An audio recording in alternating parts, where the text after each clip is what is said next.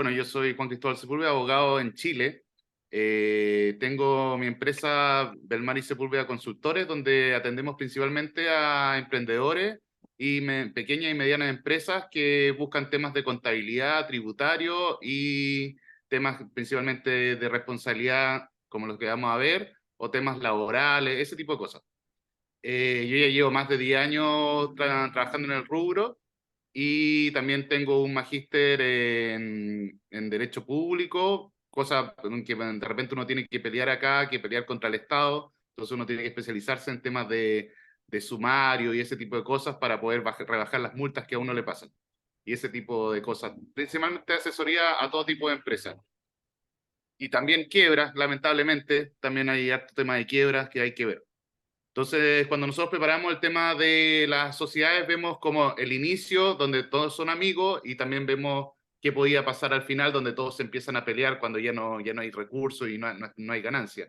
Y entre medio de eso, las razones, algunas de las razones que pueden generar estos conflictos son cuando una empresa comete un error y tiene que empezar a pagar la responsabilidad civil y pagar multas grandes, no tan grandes como lo que aparece en Estados Unidos cuando alguien da vuelta un café, pero sí son multas que pueden dañar la caja de la empresa y llevarla a la quiebra. Muy bien. Muy bien, gracias Juan. Bueno, hoy para la clase de hoy organizamos con Juan esta clase sobre responsabilidad civil. Nosotros, Juan, estamos, como vos ya sabés, promediando ya el final de la cursada. La clase próxima es la última, que seguramente va a ser un poco más entendida. Pero hoy quería tratar de meter los últimos conceptos importantes que tienen que ver con responsabilidad civil. Hace un ratito hizo un poco una recorrida rápida en una línea conceptual desde los derechos, obligaciones, garantías, hasta responsabilidad civil. ¿Qué es la responsabilidad civil, Juan? Existen, bueno, lo primero que hay que diferenciar es la responsabilidad civil de la responsabilidad penal.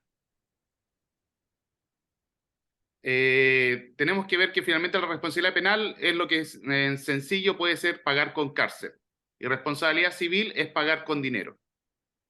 Okay. Entonces, finalmente, esa es la primera diferenciación. Cuando alguien se va a la cárcel es responsabilidad penal y cuando alguien tiene que pagar en dinero una indemnización es responsabilidad civil. Ahora, ¿por qué? La pregunta es, ¿por qué tenemos que pagar dinero a un tercero? ¿En qué casos nos debemos fijar y estar en esa situación donde tengo que pagarle dinero a un tercero, ajeno a mí? Que muchas veces yo no he hecho ni un contrato con él, yo no tengo ninguna relación con esa persona, ¿por qué yo tendría que pagarle dinero? Y esa es la pregunta. Entonces, la responsabilidad civil empieza a ver los límites de la libertad como duda, como tema filosófico. Entonces, finalmente, yo soy libre de hacer lo que quiera, pero no soy libre de hacer lo que quiera porque si yo hago cierto tipo de cosas, me lleva a yo tener que pagar dinero por haber hecho eso.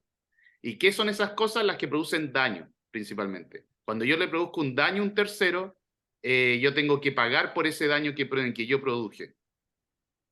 No sé si me siguen. Sí, perfecto. Entonces, la pregunta es, ¿qué daños tengo que pagar yo y qué daños no tengo que pagar? Y ahí vemos el tema del tema filosófico, donde finalmente esto del costo de vivir en sociedad. Podemos vivir solos, si vivimos solos no tenemos que pagarle a nadie, porque finalmente nunca vamos a dañar a nadie. Pero al vivir solos finalmente estaríamos en un ostracismo donde finalmente no tenemos beneficios del tema social. Entonces existen costos asociados a vivir en sociedad. Y finalmente el tema es que siempre va a haber daños. O sea, por regla general, cuando uno cría un hijo, generalmente lo va a traumar. ¿Ese hijo puede demandar por el trauma que le da el padre al hijo? Son preguntas, finalmente, es un daño que se generó, pero ¿tiene derecho a demandar? Esas son las preguntas que hace el derecho civil. Pero cosas más sencillas que nosotros todos entendemos, que si vamos en un auto y chocamos con otra persona, el que tiene la culpa del accidente es el que tiene que pagar. Y eso Muy bien. finalmente es una restricción de la libertad y finalmente finalmente es cómo llevar a vivir en sociedad sin generar tanto daño a los terceros que nos los rodean. Entonces, la pregunta que vuelve a ser una pregunta filosófica, ¿podemos evitar ser dañados y sufrir?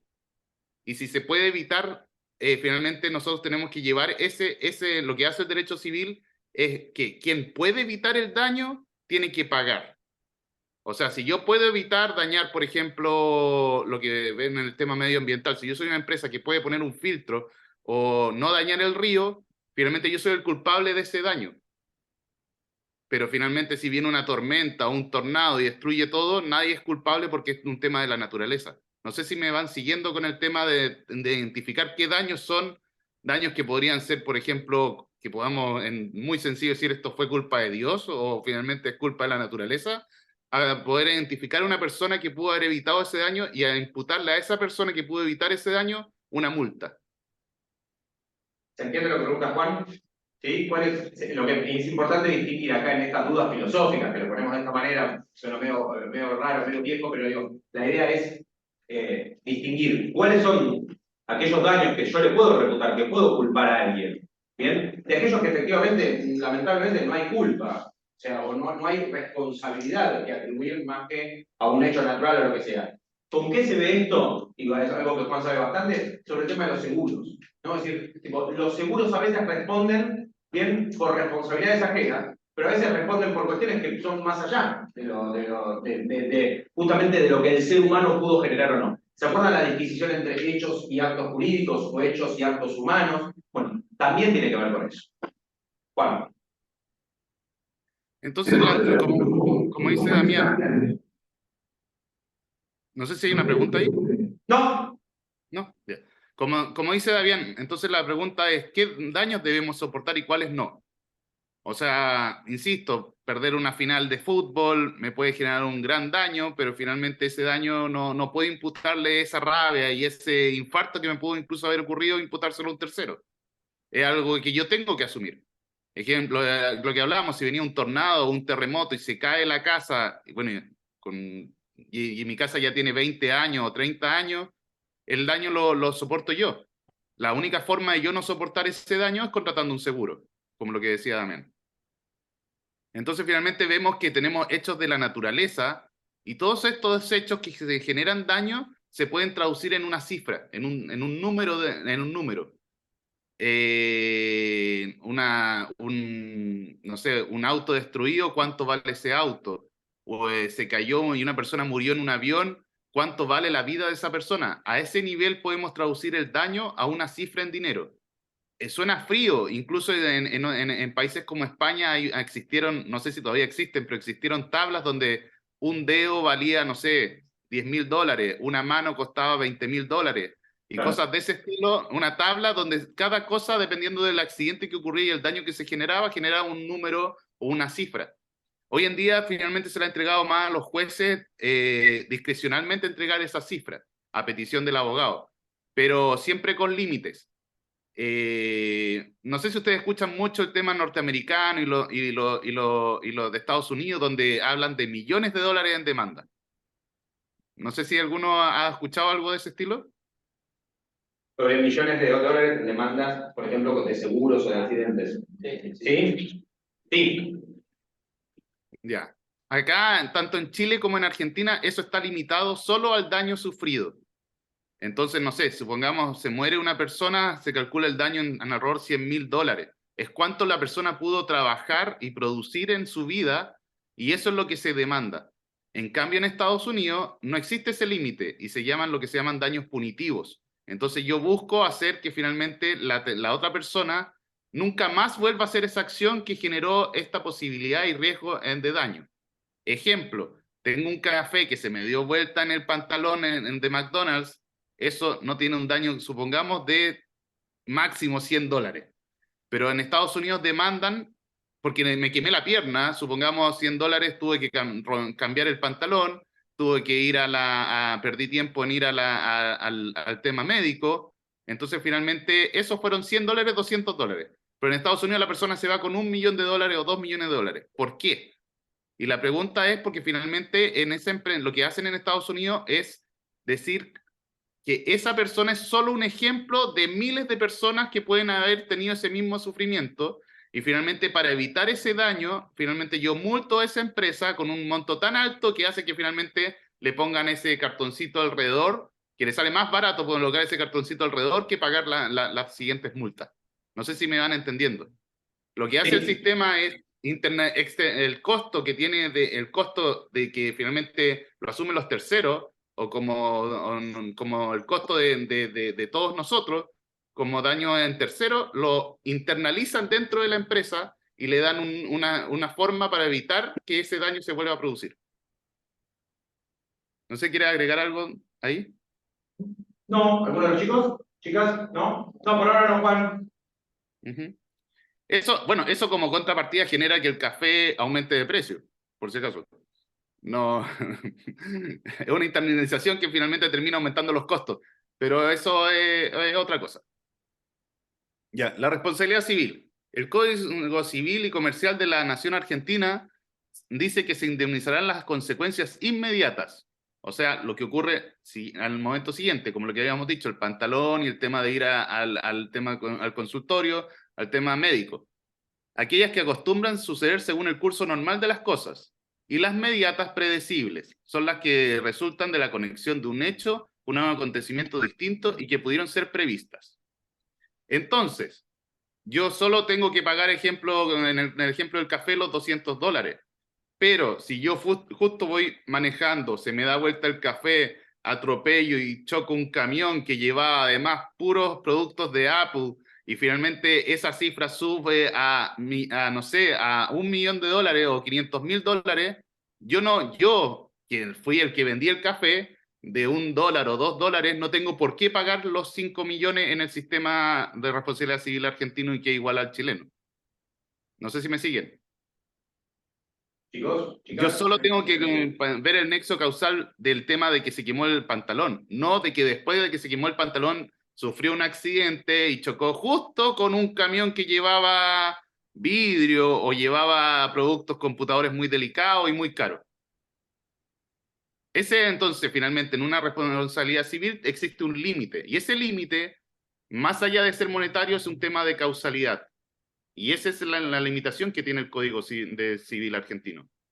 Y eso, ¿qué es lo que hace? Como habíamos dicho anteriormente, que aumenta los costos del producto, hace que finalmente la posibilidad de pagar una demanda alta es más baja. Y al ser una posibilidad más baja, el costo del seguro es más bajo. Y finalmente la internalización del costo del producto pasa a ser un producto más barato. No sé si me van siguiendo porque le estoy dando como la parte económica del Se tema para entiende, que ¿no? ustedes El entiendan más análisis cómo lo económico tengo que que está ver. haciendo de cómo se confecciona el precio de algo que no solamente incluye, ¿sí?, la teoría del valor trabajo, por decirlo de alguna manera, la teoría del valor, sino también hay una potencialidad de tener que responder o algo que también tiene que estar incluida dentro del producto, dentro del precio. ¿Sí? O sea, cuando yo compro, no estoy comprando solamente un bien, sino que estoy comprando hasta el daño, hasta el daño potencial que ese bien, entre comillas, podría generar. Bueno. Dentro del costo del bien o de poder aplicar el costo, finalmente va al tema civil de responsabilidad civil internalizado. Para que vean lo parecido que es el tema de la responsabilidad civil en Argentina como en Chile, como ejemplo, en Chile es una regla similar, donde dice que por regla general todo daño que puede imputarse a malicia o negligencia de otra persona debe ser reparado por esta. Entonces tenemos dos reglas que son muy parecidas, que finalmente tanto en Chile como en Argentina hacen una limitación de responsabilidad en la causalidad y finalmente obligan al empresario o a la persona natural, a la persona civil, a responder frente al daño que le produce a terceros por causalidades de malicia o negligencia o por haber hecho algo mal, en otras palabras.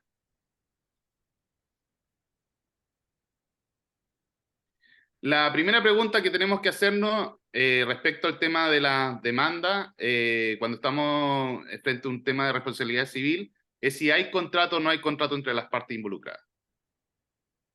Esto es totalmente relevante, porque si hay contrato entre las partes, existen diferentes tipos de plazos para demandar, donde cuando no hay contrato los plazos son más cortos. Y si yo no demando en ese plazo, supongamos 4 años, ya no puedo demandar al 5.º año. Y perdí. Y el costo del daño lo tengo que asumir yo. También es diferente dónde demandar, porque finalmente muchas veces en los contratos se ponen unas cláusulas que se llaman cláusulas arbitrales, donde yo tengo que ir donde un árbitro, no a la justicia civil y ordinaria. Incluso a veces hay que demandar en Nueva York, en arbitraje internacional, a ese nivel cuando se trata de empresas más grandes. ¿Qué demandar? También, no, yo puedo limitar los daños. Puedo hacer que finalmente los montos a demandar, tú me puedes demandar en el contrato, pero si ponemos en el contrato que lo máximo que me puedes demandar son $10.000, tú no puedes demandar más que eso, aunque te haya generado un daño mayor a $10.000, porque nosotros, entre nosotros, con nuestro libre albedrío, limitamos esa responsabilidad. Entonces es súper importante ver si hay un contrato entre las partes. Si hay un contrato entre las partes, tenemos que ir al contrato y ver cuáles son las cláusulas de ese contrato y en base a eso demandar. Y si no hay contrato, estamos finalmente sobre la responsabilidad extracontractual, o sea, sin contrato, y finalmente esa es la responsabilidad que más se ocupa. No Lo sé que si quiere está agregar diciendo algo. Juan sobre esto, perdón, Juan, ¿eh? Entonces tenemos la responsabilidad contractual, la que se deriva de las obligaciones del contrato, entonces ante el incumplimiento del contrato, efectivamente va a generar una responsabilidad, entonces esa responsabilidad por incumplimiento va a ser una responsabilidad contractual, bien, o por incumplir parcialmente, o por cumplir parcialmente, ¿se entiende, no? O por incumplir, tal vez, hasta en un plazo de entrega, ¿vale? O en entrega de un trabajo, ¿sí? Algo que nos puede pasar a nosotros en nuestra profesión, bien, o la responsabilidad extracontractual, aquella que yo tengo con las personas que están por fuera del contrato. Me encargan una obra, bien, esa obra se produce un daño, se produce un siniestro, cae y cae sobre alguien que no tenía nada que ver, que no formaba parte entre, no sé, el contratista y yo, bien, o el proyectista y yo. Entonces, efectivamente hay responsabilidades dentro de nuestro trabajo, de nuestra profesión, bien, que pueden ser tanto contractuales con aquellos que hayamos justamente realizado un acuerdo de voluntades, como con aquellos que, o sea, obviamente no tenían absolutamente nada que ver con la negociación. Sí, Juan. Bueno, y también los ingenieros tienen que ver mucho esto, porque si, por ejemplo, quieren importar algo, lo más seguro, que tan lo mismo que ocurre acá en Chile, el que te vende el producto y el que te vende el container no va a querer someterse a la justicia chilena o argentina. Entonces ponen otra justicia en otro país. Claro. ¿Por qué? Porque consideran que nuestra justicia es de menor nivel y que es muy lenta. Entonces ellos quieren recibir el dinero muy rápido. Entonces finalmente nos van a demandar en otra parte. Y eso tiene Claro. otros costos asociados. Es lo que se llama acá en Argentina prórroga de jurisdicción. Correcto. Bien. Pero no sé si me entiende, porque si finalmente no, generalmente, si yo no hay contrato, siempre voy a demandar en mi país. Siempre va a ser el juicio ordinario, normal y común y corriente que ocurre tanto en Chile como en Argentina, en tribunales. Que acá en Chile un juicio de ese estilo, extracontractual, está demorando alrededor de 10 años. No sé cuánto está demorando allá en Argentina.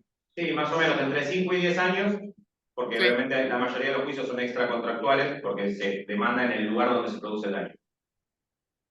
para que entiendan. Entonces lo que hacen cuando negociamos afuera internacionalmente, ellos no pueden esperar 10 años a que les llegue el dinero. Entonces van y ponen otras jurisdicciones, otros plazos y ese tipo de cosas. Y finalmente es un costo que finalmente tenemos que asumir. Ya, ahora bien, cuando nos enfrentamos al tema de responsabilidad, tanto contractual como extracontractual, pero más en la extracontractual, cuando son terceros que nosotros no tenemos ninguna relación, tenemos que preguntarnos lo siguiente, y esto es súper relevante en el tema de los ingenieros. ¿Cumplí el estándar de conducta? ¿Me comporté como la ley esperaba que yo me comportara, según la Lex Artis, según finalmente la ley que finalmente regula lo que nosotros tenemos que construir o vender o producir un producto? ¿Y era previsible o no y evitable el daño? Ahora bien, vayamos a desmenuzar un poco el concepto. Cuando hablamos de Lex Artis, la Lex Artis del médico es diferente que un médico opere a que yo como abogado me ponga a operar. Las probabilidades de error de yo como abogado ponerme a operar son altísimas.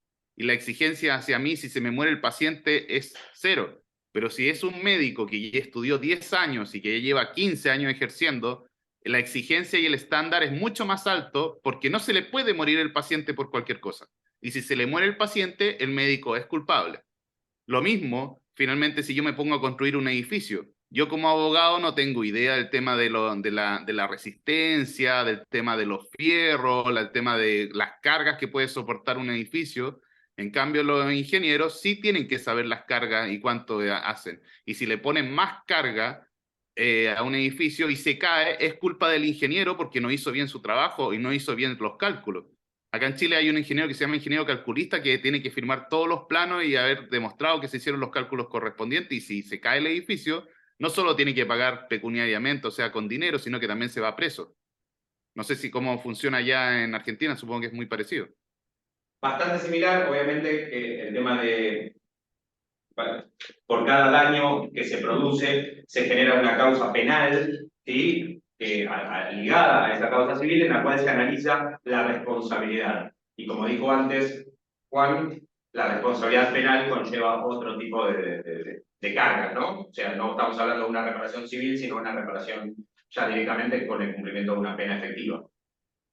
Pero si se fijan, todo lo que hemos hablado va hacia la subjetividad. Es, ¿cumplí yo el estándar? ¿Hice yo lo correcto o incorrecto? Y eso es lo que finalmente podemos llamar y definir como culpa civil, que es la responsabilidad subjetiva. O sea, el sujeto hizo lo correcto o incorrecto, cumplió con lo que se esperaba de él, cumplió como ingeniero lo mínimo que esperaba una persona que tuviese un 4, o sea, tuviese la nota mínima, y que pasó todos los cursos, se hizo lo que correspondía. Esa es la pregunta como culpa civil. Pero existen otras cosas que son mucho más riesgosas y que no necesitamos culpa, sino por solo el resultado. Si ocurrió algo malo, la empresa paga. ¿Y qué cosas son esas? Son las cosas que son riesgosas de por sí. ¿Y qué cosas podemos poner como ejemplo? Acá en Chile el tema de la energía atómica. Si yo me pongo a hacer una planta nuclear, yo después digo, no, es que en realidad calculé mal y finalmente se murió toda una población y toda una ciudad. No, es que no quise poner en el reactor nuclear, puse mal el tema de enfriamiento y toda la región quedó destruida. Disculpen.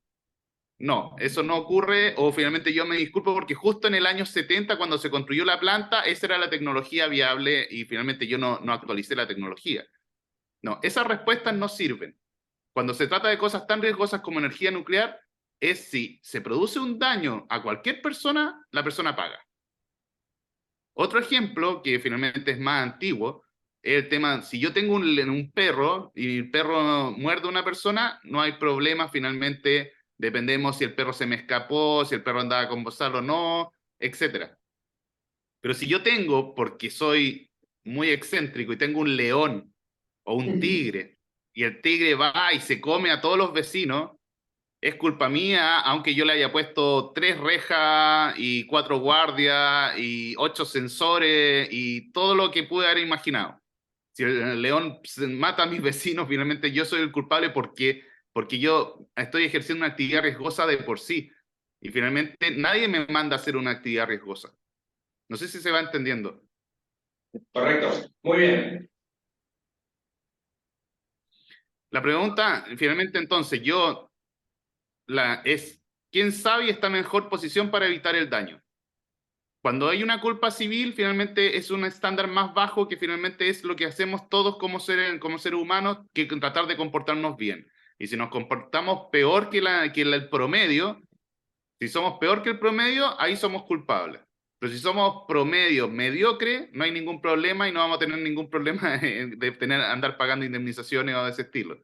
En cambio, cuando yo hago una actividad riesgosa, yo tengo que ser lo máximo y lo más top en prevención y gastar mucho más dinero en prevenir. ¿Por qué? Porque la actividad es riesgosa de por sí.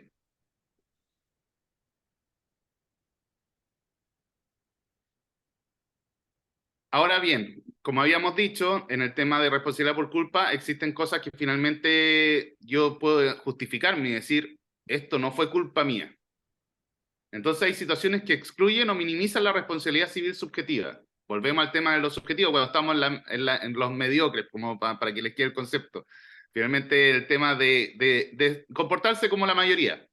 Entonces cuando yo me comporto con la mayoría, puedo decir que el hecho aquel fue perjudicado porque finalmente la otra persona, yo tengo una empresa donde estoy vendiendo como una boutique donde vendo a productos, no sé, cosméticos o ese estilo a la gente. Pero si llega un tipo con las manos mojadas y mete los dedos en el enchufe, ¿qué culpa tengo yo que el tipo se electrocute? Esa es la pregunta. O si estoy en un mall, en un shopping y hay una escalera mecánica, ¿qué culpa yo tengo yo como mall si el tipo se tira por las escaleras mecánicas para abajo? No sé si me entienden. Sí, sí. El tipo se autoprodujo el daño, es casi como un suicidio. Entonces, finalmente yo no tengo por qué pagar si el tipo en realidad está haciendo todo lo posible para dañarse.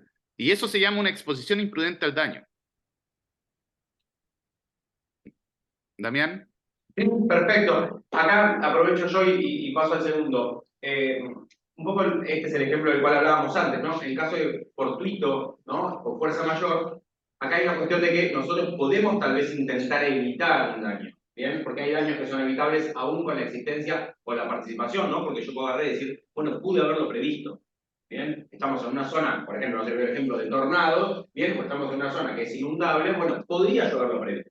Entonces, independientemente de que existe un caso fortuito o fuerza mayor, también hay casos fortuitos o fuerza mayor que pueden ser evitables o al menos puede haber sido reducido el daño de ese caso fortuito, ¿no? Yo sé que, por ejemplo, no sé, en la zona de la Boca, si uno va a la zona de la Boca, por ejemplo, están los cordones muy altos, es porque antes había inundaciones. Ahora ya no hay esas inundaciones, pero en una época se inundaba mucho, ¿bien? Literalmente se tapaba. Entonces, cuando pasaba esa situación, bueno, claramente no había en ese momento solución, no había forma. Bueno, yo voy y construía una casa al límite, ¿no? Al ras de lo que era el cordón de la vereda y probablemente se iba a inundar. ¿Bien? Si generaba, no sé, ponían en o por ejemplo, en ese lugar, no hay, la mayoría de las casas no tienen subsuelo. ¿Por qué? Porque ya se inundaba la vereda. Por consiguiente, imagínense si las casas tenían subsuelo. Entonces, bueno, independientemente de que hay un caso fortuito, que hay una fuerza mayor que está de alguna manera poniendo, bien, que me va a agregar responsabilidad porque me la va a quitar en el caso objetivo, lo cierto es que yo subjetivamente lo pude haber previsto. Sí. Con esto que decían de la exposición imprudente al daño, por Sí. ejemplo, si yo tengo un balcón y el balcón alguien lo sobrecargan de paredes y se cae el balcón, ¿hasta qué punto es un problema mío? Bueno, si vos específicamente, igual se lo damos a Juan la respuesta también, pero si, por ejemplo, se me ocurre este ejemplo, si vos sabés que el balcón tiene un peso soportable, bien, esas cosas obviamente hay que especificarlas, hay que explicitarlas, bien, como por ejemplo, perdóname, como por ejemplo, de la misma manera que lo haces en el ascensor. En el ascensor, ¿no? Vos te subís al ascensor, dice, 4 personas, aproximadamente 200 kilos. ¿Cómo 4 personas pesan 200 kilos? No sé dónde, o sea, solamente en un jardín de infantes. Pero bueno, no importa. Póngale que somos, porque claro, ya subo yo y ya estamos complicados, o sea, ya subo con media familia. Entonces, vos ya sabés ese peso, pero vos vas, te subís 5, el ascensor se cae. Hay un problema. Bueno, está bien, sabemos que esos 200 kilos son un estándar, soporta 250, soporta 300, pero te está diciendo la recomendada de 200. ¿Sí? Es como, yo qué sé, no sé, la comida. Cuando vos comes la comida, te dice, esto tiene tantas calorías, esto tiene exceso de sodio. O sea, ahora hay, o sea, al exceso de información, por decirlo en el buen sentido digo exceso, ¿no? Pero ante la mayor información, hay menos posibilidad de que haya, o menos posibilidad de que haya responsabilidad tuya y haya más exposición imprudente al daño. ¿Por qué? Porque yo te digo, esto contiene exceso de sodio.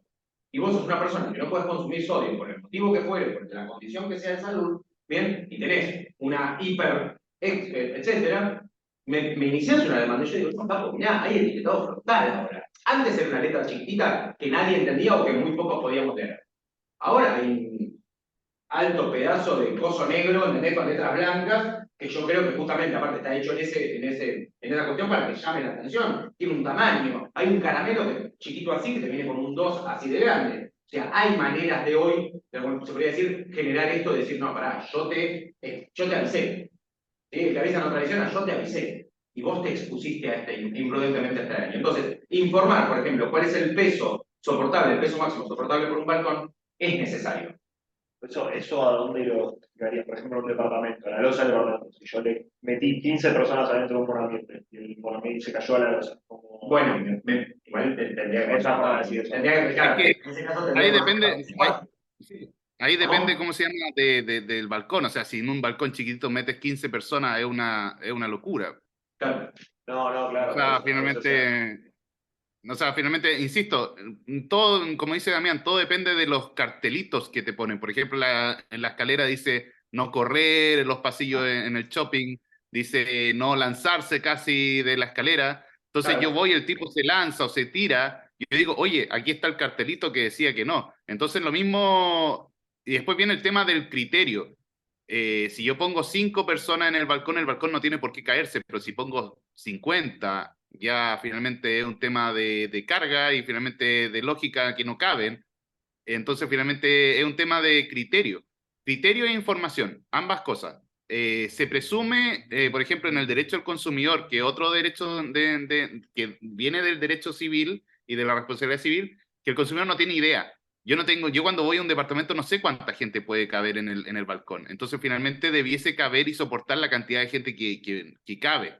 No sé, pues, pero si yo me pongo a creativo y una persona se sube arriba de otra y se sube arriba del balcón, si se cae ya es culpa de la creatividad del ser humano, que es la Claro. exposición imprudente al daño. Bien. Pero en un uso común y corriente debiese aguantar la cantidad de gente que cabe.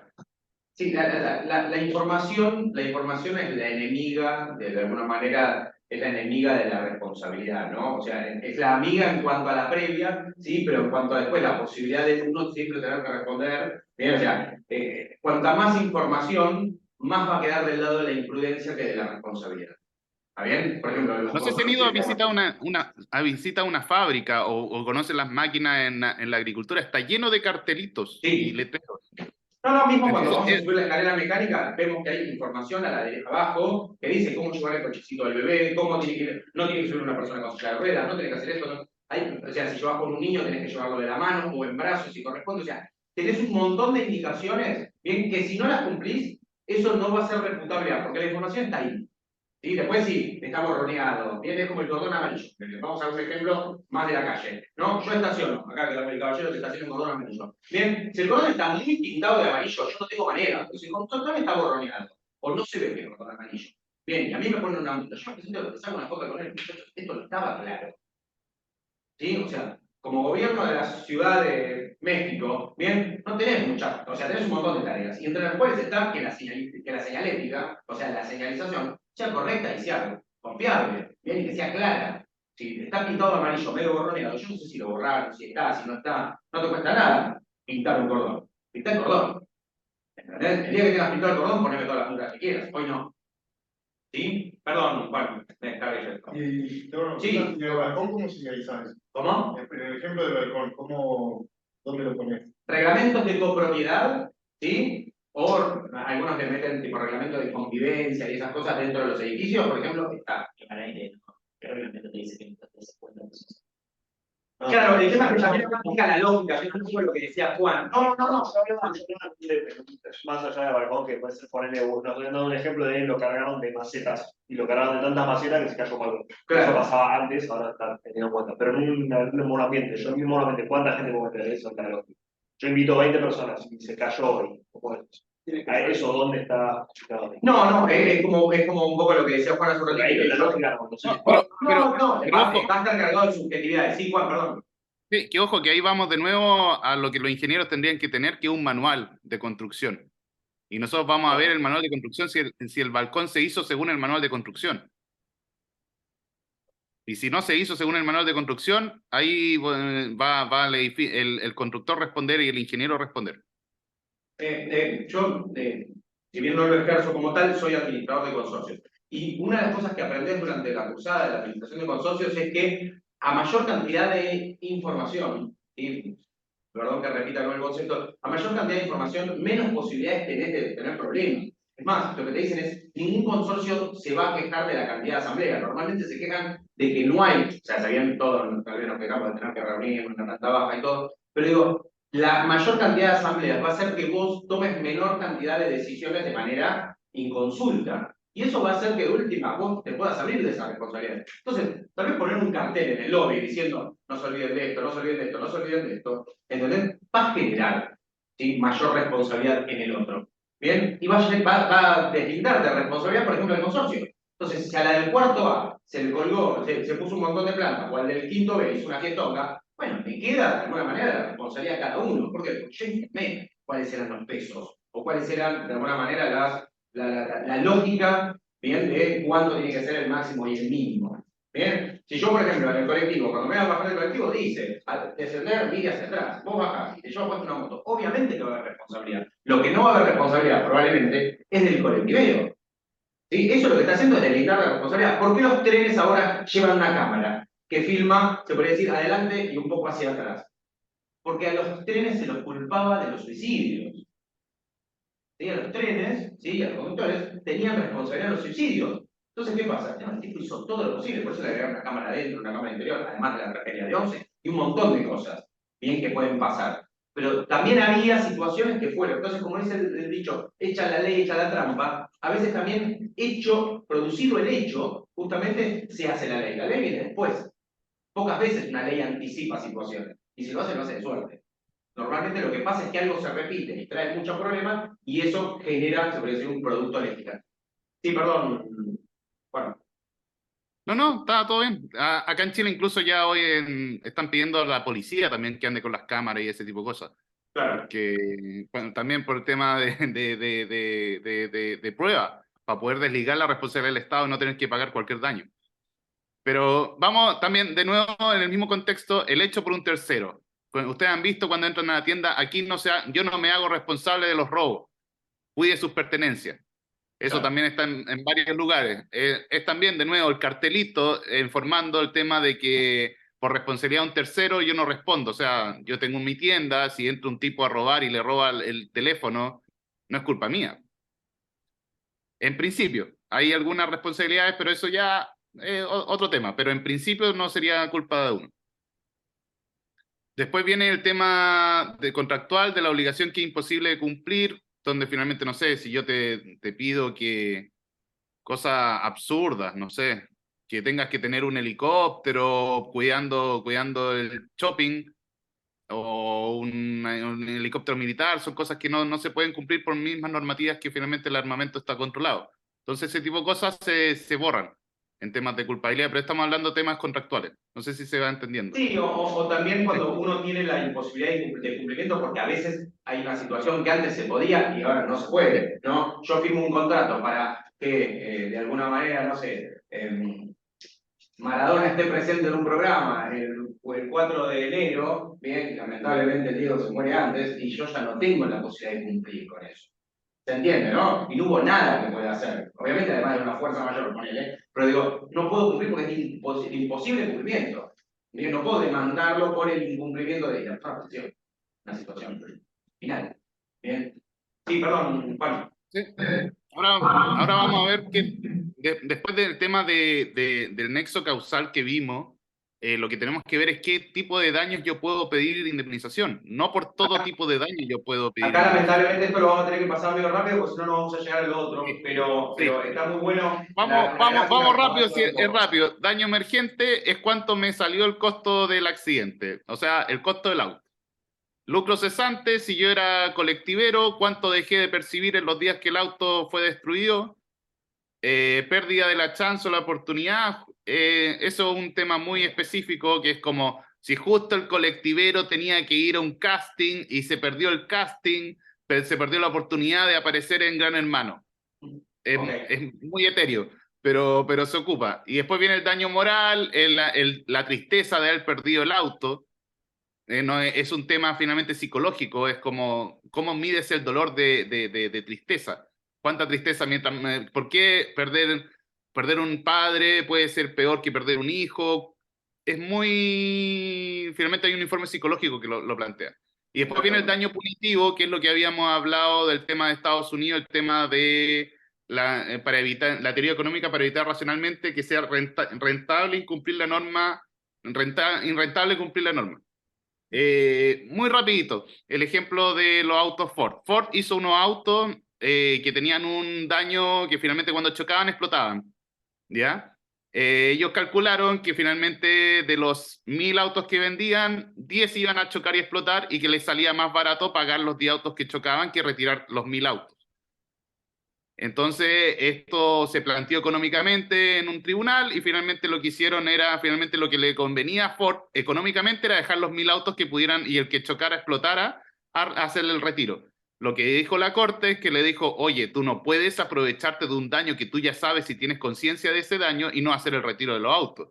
Tú te ves obligado como productor a hacer el retiro de los autos y te voy a multar para que nunca se te sea tan sencillo que sea preferible para ti racionalmente, económicamente, pagar el daño que hacer el retiro.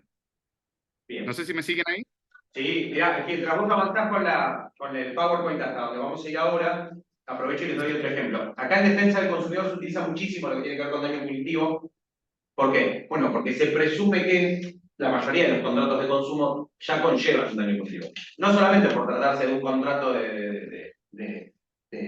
donde uno no tiene mucho para discutir, o sea, no hay un acuerdo de voluntades, sino que hay una mera aceptación, sino también porque nosotros, a medida que vamos a avanzar, nos vamos a ir dando cuenta que toda relación de consumo conlleva un daño punitivo, conlleva una situación que lamentablemente no vamos a poder subsanar, ¿bien? Y porque seguramente la actitud de la empresa en algún momento se va a sobrepasar. ¿Sí? Por ejemplo, si nosotros tenemos que hacer un reclamo y tenemos que hablar con 25 personas, realizar 30 reclamos para que nos devuelvan la plata, y nos la devuelven no solamente más tarde, sino que o sea, nos la devuelven mucho tiempo después, depreciada, o nos hacen una nota de crédito, que esa nota de crédito que nos obliga a comprar un celular, a cambiar el plan, que no sé qué, claramente hubo un daño. Además del daño, propiamente, además del daño emergente, bien, hubo un daño, ¿sí?, que se generó por el propio accionar mercantil. ¿Bien? Juan. Sí.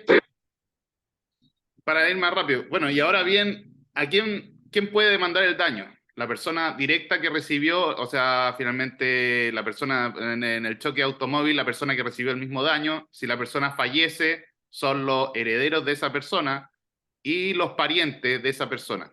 Entonces, mientras más, el tema de agregar los parientes antes teníamos una persona que demanda, después cuando son herederos son muchas personas que demandan, y después cuando tenemos los parientes son más personas que demandan. Y esto solo se hace con el fin de sacar más dinero a la empresa que cometió el daño. No sé si me van siguiendo. Perfecto. Como concepto. Muy bien. Ya. Bueno, esto es súper importante el tema de ustedes si llegan a manejar empresas, que la responsabilidad por el dependiente de una empresa. Ejemplo, yo soy dueño de una empresa de buses. Yo soy responsable como dueño de esa empresa de buses de la responsabilidad que hace el chofer al chocar el bus. ¿Me siguen? Sí. No solo la responsabilidad es personal de una empresa, también se responde por el dependiente o el trabajador. Si el trabajador destruye la máquina o hace algo muy imprudente y estúpido y finalmente explota la máquina y supongamos pasa a llevar las casas de los vecinos, yo tengo que responder igual. Y mi culpa como empresario es haber contratado a un trabajador tan estúpido que hizo esa estupidez. Y no me puedo decir, no, es que fue un tercero, no, es que finalmente fue responsabilidad, ¿cómo se llama? Todas las cosas que veníamos diciendo antes. No, que en realidad él no respetó todos los carteles que decían. No, yo como empresario soy responsable por haber escogido una persona tan estúpida que no respondió, que no vio los carteles e hizo todo lo contrario. Y al generarse el daño, yo tengo que responder, aunque finalmente el otro haya actuado de forma imprudente. No sé si me van siguiendo. Perfecto. Ya, y ahora pasemos a la responsabilidad de los ingenieros. Y que finalmente lo hemos hablado anteriormente en varios ejemplos. Los ingenieros responden según la Lex Artis, que es el estándar de un buen profesional entre colegas. Entonces, finalmente, un ingeniero tiene que responder el código profesional, ver las ISO y haber respondido las normas específicas. Por ejemplo, lo del balcón, el ingeniero constructor tiene que haber respetado las normas que se hacían respecto a todos los balcones de la zona, las cargas de cemento, las cargas de fierro, y tiene que haber respetado eso. Si él no lo hizo o no lo verificó, pasa a ser culpable. Tiene que actuar según el estándar profesional. Y para entenderlo lo mejor posible y que se entienda así como ejemplo, yo como abogado cito a otro ingeniero diciendo que el ingeniero se equivocó. ¿Me siguen? Entre colegas se van a terminar culpando y entre colegas finalmente van a discutir cuál era lo que tenían que hacer. No sé, había que poner 10 fierros y el tipo puso 5. Pero si en toda la universidad enseñan que hay que poner 10 fierros, ¿por qué puso 5? Entonces es culpable. ¿Me siguen? Sí. Por ahí yo creo, si finalmente aceleré un poquito. No, está muy bien, está muy bien, está muy bien. Voy a prender la luz solamente porque así hacemos el cierre, pero y así también nos vemos un poco. Pero no sé si los chicos tienen Así la consultas. destapamos también. Y la otra.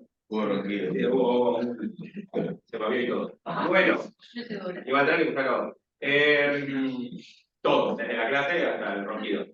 Bien, Juan, acá obviamente abrimos a dudas, consultas respecto a genérico. Acá algo importante de lo que decía Juan recién, y él utilizó la palabra sos culpable, ¿no? Tenemos dos tipos de responsabilidades, ¿no? Cuando analizamos justamente la culpa. La culpa en el sentido amplio, ¿no? Porque la culpa es como lo conocemos todos, es decir, esta persona es responsable de esto, es culpable. Pero hay dos tipos de responsabilidades, ¿no? Cuando uno debe responder con culpa, ¿sí? Cuando no tomó en cuenta todo lo que tenía que tomar en cuenta, pero no tuvo intención de generar un daño, ¿sí? O cuando en definitiva lo que quise hacer fue generar ese daño, ¿sí? Le puse menos cemento, bien, a propósito, para que este edificio dentro de 10 años se caiga, ¿sí? O dentro de No, 5. porque tenía un pariente que quería matar, por ejemplo, en el Claro, ahí edificio. está, ya tiene que haber una maquinación violenta, ¿sí? Ya quise generar ese daño de acá al futuro. ¿Bien? Entonces, me representé, es la palabra que utilizan los penalistas, me representé ese resultado final. Y yo quise generar ese daño. ¿Sí? Entonces, efectivamente, fui poco diligente a propósito. Pero en principio, si yo fui poco diligente, de que le presté atención al código profesional, le presté atención a las normas específicas, pero había una ISO que mucho no me cerraba, entonces, bueno, utilicé esto, lo otro, bueno, efectivamente, después voy a tener una responsabilidad que va a ser menor que aquel que quiso generar el daño total, ¿no? Aquel que se representó ese resultado final. Sí, Diego. Bueno, en obras, cuando normalmente en México se hacen auditorías, cuando es una obra pública. No, ahora Es, ok. es un viaducto, una calle, que sea un puente, y hay una auditoría que va haciéndose cada mes y te firman que realmente estás cumpliendo las normas técnicas complementarias, ¿no? Ponte que, como ese ejemplo que decía de las varillas, son 5 varillas, pero yo cumplo con el mínimo de acero que responde a la cuantía de la norma técnica que te dice.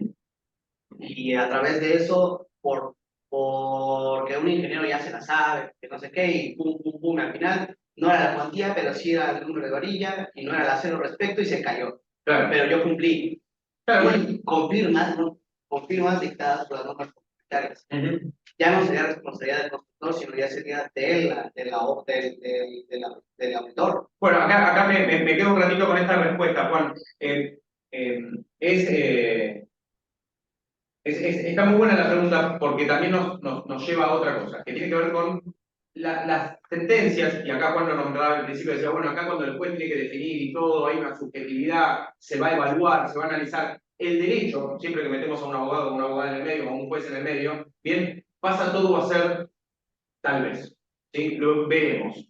Entonces vos me decís, che, ¿es mi culpa o es la culpa del otro? Pará, hay que analizarlo. Primero que vas a tener bibliotecas que te van a decir, sí, no, puede ser. Y además de eso, la responsabilidad no es absoluta. No es absolutamente tuya o absolutamente del otro.